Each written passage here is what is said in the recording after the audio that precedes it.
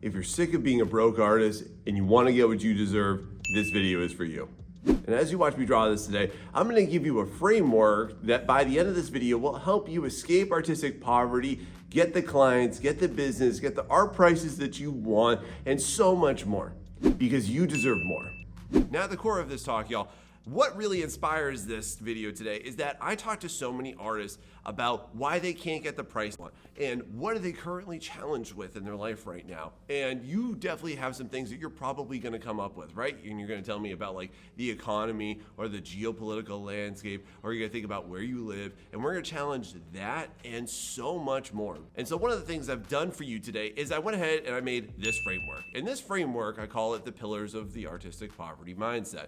And when we really dismantle every single one of these, you are going to free yourself to get what you want, to build everything that you desire. And the major reason why I want to go ahead and help you, because the way I want to reintroduce this to you is that poverty is a trauma. And we think, oh, it's just because of where we were born or how we were raised or what we did and we didn't have. But when you really get into it, it's twofold of a problem. First and foremost, you have to come to understand is that poverty is often transgenerational. In other words, it's passed down. Your grandparents might have taught it to your parents probably taught it to you too. The second thing is that if we never learn how to heal and actually build a little bit of awareness for what is actually causing this, then you will never be able to undo it. You'll never be able to stop it. Because otherwise, you know what's gonna happen? You're gonna pass it down to your kids, and you're not even going to realize how you're traumatizing them. So let's rock and roll into this so that that doesn't happen. So here's a really pertinent topic that I come up against a lot. And so tell me, are you the type of person that says, oh, well, I feel bad charging more than this. I feel bad succeeding more than them. I feel bad getting that much money or asking for this much when so many other people I know can't get it. And what this operates on involves our first pillar that we need to rip down right now. What is your greed definition? Because oftentimes I find that so many artists are afraid of appearing greedy. And let me just ask you, what does that mean to you? Because whenever I'm having these types of conversations with people and they say, well, Sean, I feel bad charging $100. It doesn't seem right. It makes me seem greedy. It makes me seem like it's all about the money. I always say, okay, well, what does that mean? What do you mean greedy? What does that look like? And so you might conjure these images in your mind of like some big corporate fat cat sitting in a bad pinstripe suit with slick back hair, smoking a cigar, looking down on the little people. You might also think about somebody who's just being an online scammer. Maybe they're an AI bro who's just taking money from people and then delivering them crap products. But is that going to be you? Is that how you envision yourself as an artist, as a business person? Because if not, why are you afraid of this? And so let's just examine this another way. If you're still afraid of being greedy, let's say, for example, that you are freelancing. Do you intend to deliver a really good quality product? Oh, you do? You intend to actually deliver it to them, not just scam them and walk away? Oh, wait, you would never do anything like that, right? Okay. Do you intend to communicate with them? You do? Well, that's great. And do you intend to deliver them a high quality customer service experience? Oh, you do, that's fantastic. So is that really a greedy person? Let's look at this in another context too. Are you afraid of charging more for maybe your merchandise, your product? Maybe you're walking around conventions and you're like, oh my God, no, they charge $5 for this print, so I have to charge $5 and I can't get more than that. That would make me feel greedy. I would feel bad having them look at me and they'd say, well, you're so greedy. But are you really? If you're able to deliver a really good, valuable product, is that greed? If people are able to buy from you because they like your art, is that greedy? Let's look at this through another lens. Let's say that you ran a daycare, and let's say that you did an outrageously great job with that daycare. You have fantastic facilities, you have a really great staff, and you gave those children just the best experience. If you gave a better experience, why do you not deserve to charge more for it? You have a higher value product. My friend, you're gauging yourself on the wrong things. And we're gonna talk about that today too. And if you're afraid of feeling greedy, I want you to just probe yourself and ask yourself, like, What does that mean for you? Because really, you're not. I know you're not. And that's all that matters. The second one, I think we really need to come with what this actual reality is, because you're probably going to tell me at some capacity, either down in the comments or in your head and not even out of your mouth yourself, you're going to start to tell me something around the fact that, well, it's just not a good landscape for you economically to go ahead and ask for what you want. Well, Sean, I go ahead, I look at everything online, and no one's asking for that. And if you don't know about this, Sean, well, inflation is up, prices are on the rise. And so pillar number 2 here is that you might need to reconsider what you mean by the economy, okay? And so I get this all the time, and people will tell me, well, Sean, I can't get the clients that I want, or my sales are down because of the economy right now. Or here's another really great gem, is that around certain times of the year, like around Christmas and stuff, people will be like, oh, well, people are spending all this money on Christmas presents. They're not gonna buy my stuff right now. And this all envelops itself into what your perception of the economy is, okay? And so what I really wanna let you know, friend, about this is that actually has nothing to do with your success or your lack of success. And I wanna prove it to you. Because first and foremost, when I say this, as we'll talk about later today, there's a global economy that exists, and you're not trying just to sell to people in your block, in your neighborhood. You're trying to sell to the world. And so as somebody who's been a freelancer for over 10 years, I can tell you this with a lot of certainty, that has never affected it. I've literally gone through 2 periods of bad economic downturn. But here's something that I really want to drive home to you, all right? Because I don't think that you consider this enough. When you say that there is a bad economy, okay, let's dive into that. Are people still buying video games? Oh, they are, right? And when you take a look at, like, recently, not too long ago, the Switch 2 came out at a really high price tag. Did everybody just not buy it? No, Nintendo broke sales with it. Oh, and their games were $10 more than the previous generation. Did that shy people away from it? Nope. They went ahead and they broke all of their sales records. Wow, that's interesting, isn't it? Oh, but people will pay you that. But they won't pay you more than $35 to go ahead and make a full rendered illustration. Really? Let's go even further down this rabbit hole. How about, have people been buying alcohol? Wait, they have? Have people been buying cigarettes? Oh, they do everywhere, don't they? Are people going on vacations? Yes. Are they buying big expensive cars? Oh, they are. Are they going ahead and spending money frivolously, pretending that they're rich by using Uber Eats? Wait, everybody's doing that perceivably, right? So here's what this exposes.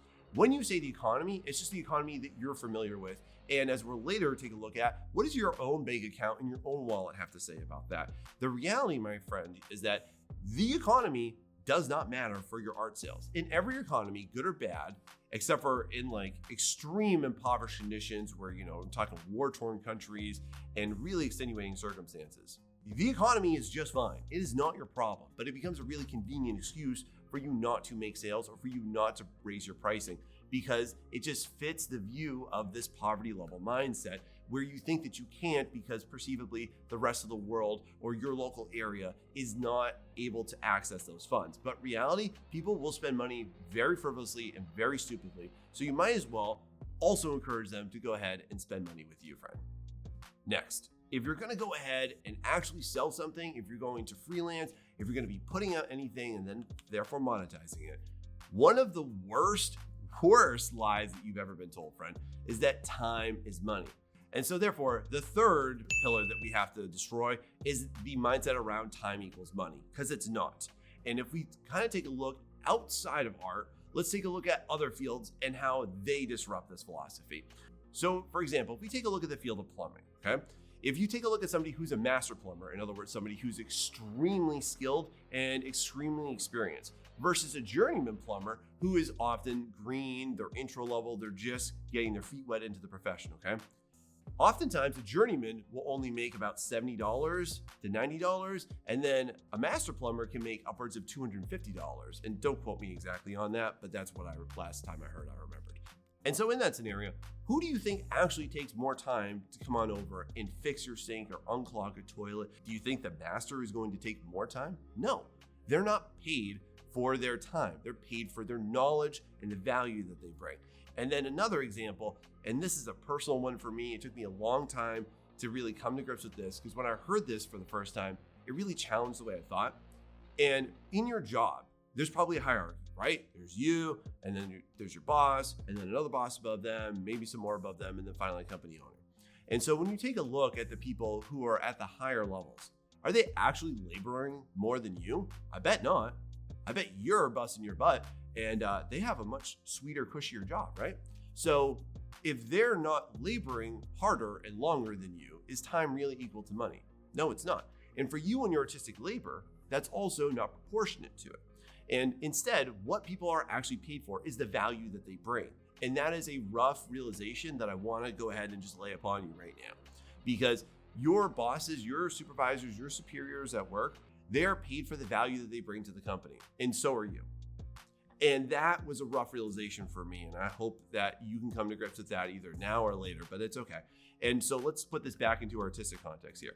When we take a look at what you are doing, what you are delivering, you need to go ahead and disrupt this idea that more time equals more money. Because when I take a look at artists, especially when I work with artists and they'll tell me, well, Sean, it only takes me this amount of time, or I feel bad, I feel greedy because I'm only investing this much time into this much a product. And I'm looking at it, I'm like, but this is a banger product. This is awesome. I don't care how much time you take into this. I care about the value that you deliver from it. And if you can deliver outstanding value, it doesn't matter how much time it takes you. So what have you just focused on? Creating the best possible product and putting more value packed into it as well. This is such a big topic that I actually want to make an entire video about how to do this in every single domain of art. And if you're excited for that one, let me know down below. But if you're still thinking this way, this is what's hurting you. Now, here's a personal challenge for me. And it's something that I really come up against people a lot on this topic. And if you've ever watched any of my content or my commission videos or where to get clients, how to get the pricing that you deserve, one of the most typical comments that I get in my section every single time is somebody saying, oh, well, it's so easy for you because you live in the US. And I remember the first time I ever got that, and I was just like, why does that matter? And so the next pillar to escape artistic poverty that you have to disrupt and you have to destroy is this idea that your location equals your pricing, because that's factually not true. So for example, if you're gonna go ahead and freelance and you wanna get some clients, right? Are you gonna go ahead and make a post somewhere that says something to the effect of, hey, I make amazing fantasy illustrations? Or are you gonna say in that, well, hey, I'm a Brazilian artist and therefore that's why I deserve the pricing that I want? And of course not. You're not gonna ever say where the heck you live. People are not going to ask you either, where do you live? You're going to take a look at everything around you and say, well, this dictates it. So if you live in extreme poverty, then yeah, you're gonna go ahead and take a look and say, wow, I don't deserve better than this. I'm very greedy for asking for this amount. I'm greedy for going ahead and trying to get the success. And that is all a poverty mindset. That's one of the things I'll talk to you about in a minute, is how people around you tend to reinforce this mindset. And that's very dangerous too. And when you actually take a look at it, and when I work with people too, and when I give people advice, one of the things that I really have to help them with is help them understand, and also to help them break through, is nobody cares where you live. Doesn't matter if you live on the moon, doesn't matter if you live in Antarctica. You can get the pricing that you want anywhere. And I guarantee you that there are people in your domain doing the thing that you want artistically that are able to get exactly what you want and probably even more. It doesn't matter. But you've been told this, you've been bought this, and you've probably been guilted as well into keeping yourself down, because it's easier to play yourself small, friend, because you don't assume any risk, and therefore you don't risk any type of disappointment from it, because it's easier. And this is a really nasty pillar that we need to destroy. Can you do that? This one here, I'm gonna go ahead and say this pillar is from antiquity.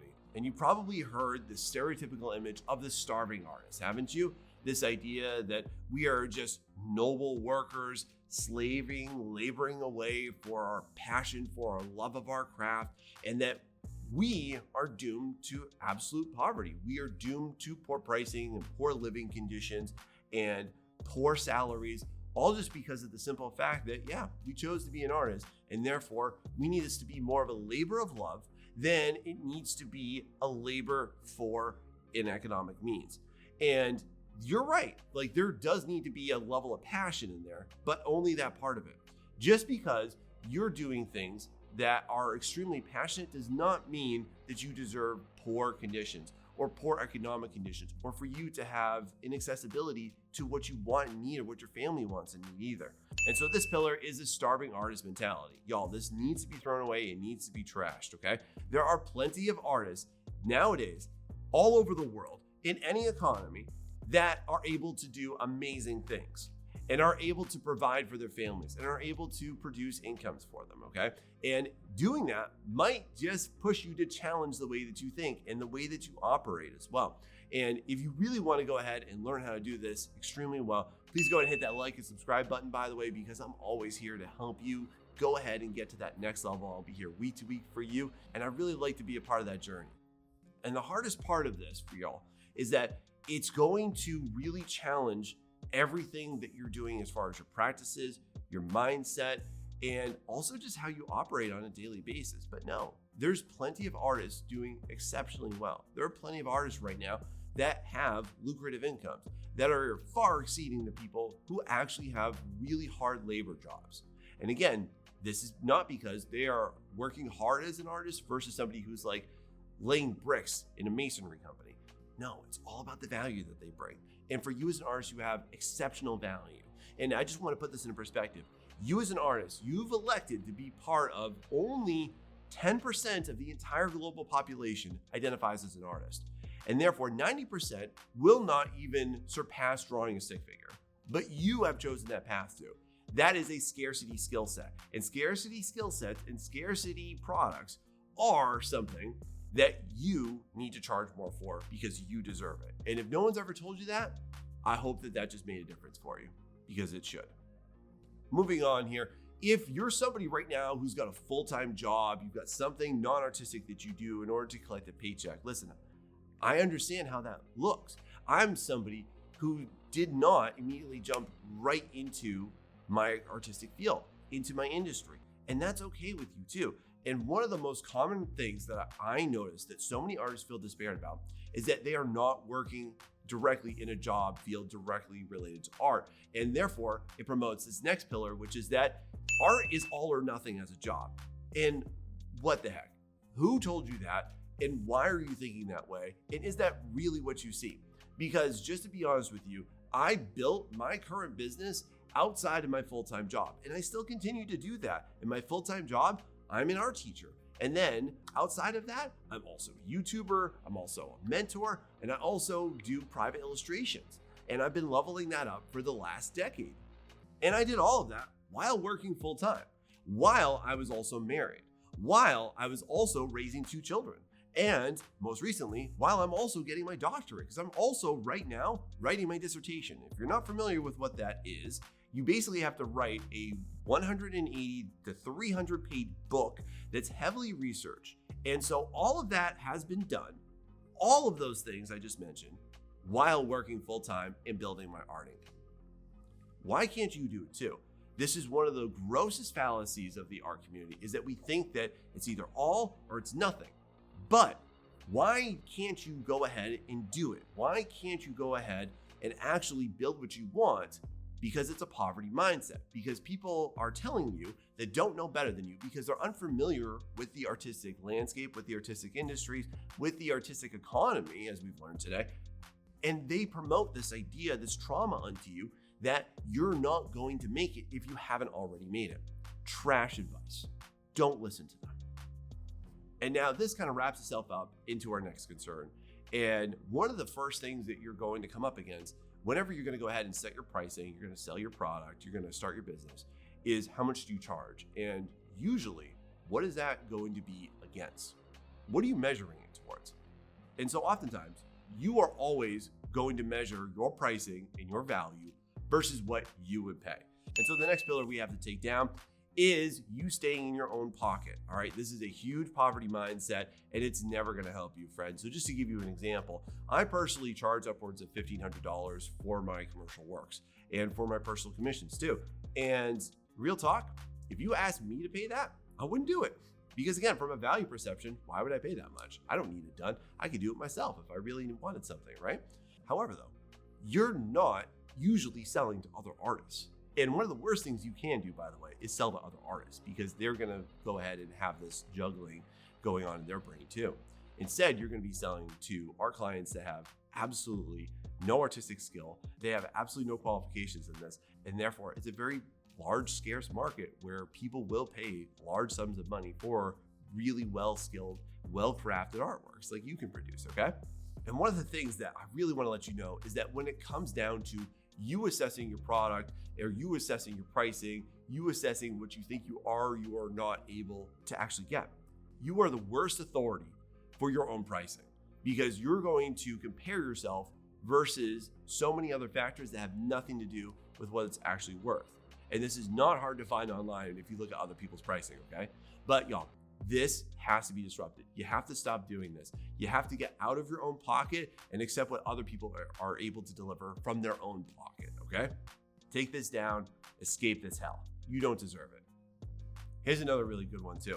And oftentimes when people are telling me like why they can or they can't, it has to do with where they live, but then it also has to deal with this.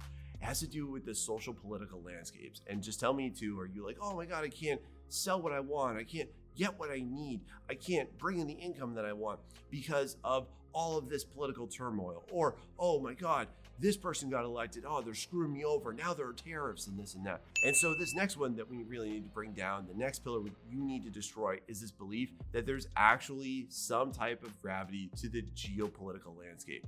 And look, just to demonstrate a little bit of reflectivity here, I understand it if you're in like a war-torn zone.